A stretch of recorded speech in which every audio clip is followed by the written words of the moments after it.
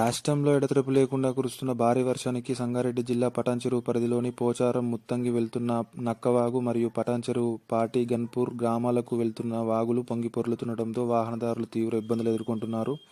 అలానే పటాన్చెరు ఓఆర్ఆర్ పక్కన ప్రవహిస్తున్న నక్కవాగు పాత బ్రిడ్జ్ పై నుండి ప్రమాద స్థాయిలో నీటి ప్రవాహం ఉండటంతో ప్రజలు, వాహనదారులు అటువైపు వెళ్లకుండా రహదారికి అడ్డంగా పోలీసులు బారిగేట్లు ఏర్పాటు చేసి తగిన జాగ్రత్తలు తీసుకుంటున్నారు.